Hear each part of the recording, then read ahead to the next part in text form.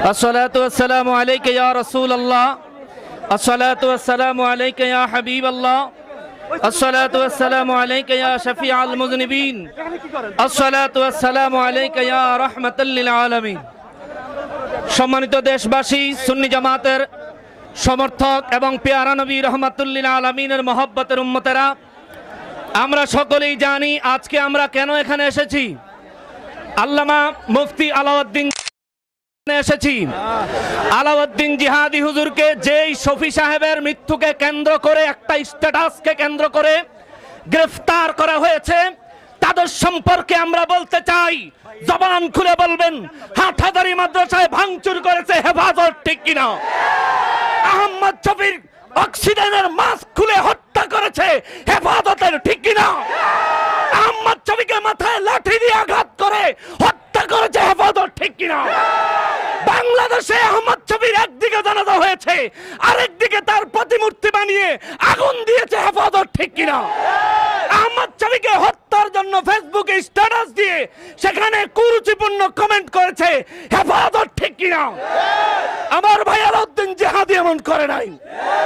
যদি গ্রেফতার করতে হয়, হেফাজতের কর্মীদেরকে গ্রেফতার করা হোক, যারা ঢাকা শহর অবরুদ্ধ করে দিয়েছিল, যারা বাইতুল মুকাররমে কোরআন শরীফের দোকানে আগুন দিয়েছিল, যারা হাটহাজারীতে বইয়ের লাইব্রেরিতে আক্রমণ করে জুতা দিয়ে কিতাবের উপর হেঁটেছে, তাদেরকে গ্রেফতার করা দরকার।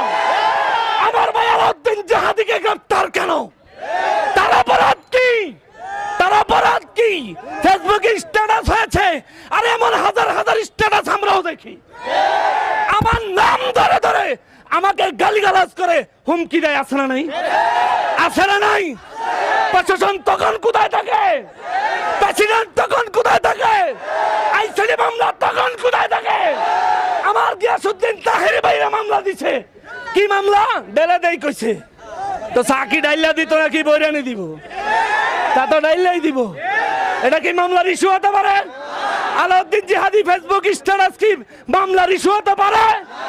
বুঝতে পেরেছি, দলিল দিয়ে তোমরা মোকাবেলা করতে পারো না, ষড়যন্ত্র করতে পারো।